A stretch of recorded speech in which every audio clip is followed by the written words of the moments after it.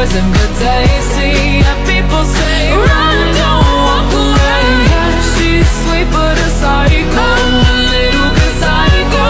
At night she's screaming mama, mama, mama. Shalom, perkenalkan nama saya Nike, program studi S1 Kebidanan Universitas Megabuana Palopo, NIM B2406455, kelas 02D, dosen pengampu Ibu Bidan Andi Fatima Jamir, SSIT, SKM, MKes. Di sini saya akan menjelaskan tentang upaya preventif dan promotif IMS dalam kehamilan dan persalinan. Nah, apa itu IMS? IMS, infeksi menular seksual, adalah infeksi yang ditularkan dari satu orang ke orang lain melalui hubungan seksual, baik vaginal, anal, maupun oral. IMS disebabkan oleh bakteri, virus, atau parasit, dan seringkali tidak menunjukkan gejala awal, sehingga banyak penderitanya tidak sadar bahwa mereka telah terinfeksi.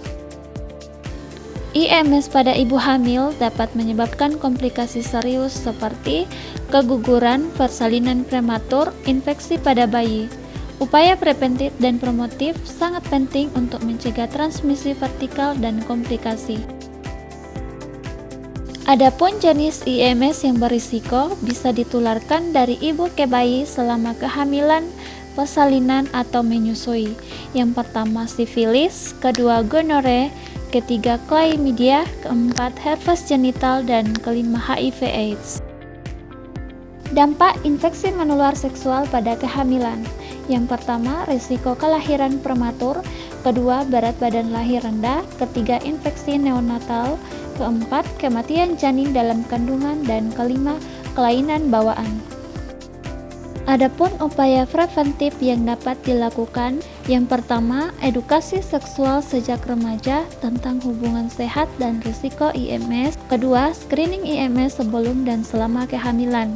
Biasanya dilakukan pada awal kehamilan dan trimester ketiga. Kemudian ketiga, monogami yang saling setia. Kemudian penggunaan kondom untuk mencegah penularan. Kelima, imunisasi khususnya untuk hepatitis B. Dan keenam, hindari penggunaan narkoba suntik yang bisa menularkan HIV. Kemudian upaya promotif, yang pertama, penyuluhan kesehatan reproduksi di puskesmas dan komunitas. Kedua, kampanye media massa tentang IMS. Ketiga, pemberdayaan wanita dalam pengambilan keputusan kesehatan. Keempat, pelatihan kadar kesehatan masyarakat. Dan kelima, peningkatan akses ke layanan ANC atau antenatal care.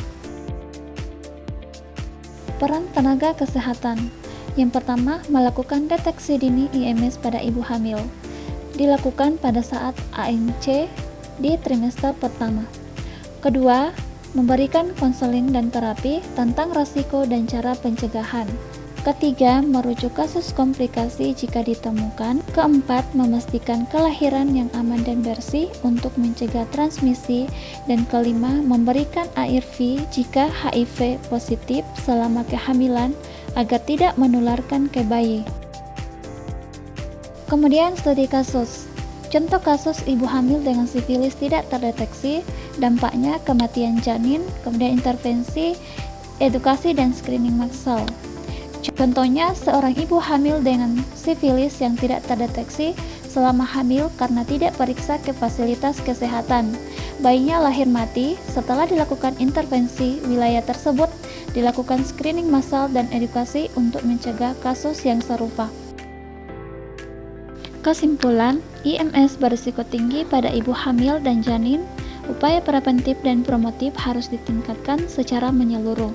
Peran aktif semua pihak, terutama tenaga kesehatan, sangat penting. IMS merupakan ancaman nyata bagi ibu dan bayi. Pencegahan dan promosi kesehatan harus dilakukan secara aktif. Tenaga kesehatan, ibu hamil, dan masyarakat harus terus bekerja sama untuk menekan angka infeksi menular seksual. Demikian presentasi saya, sekian dan terima kasih.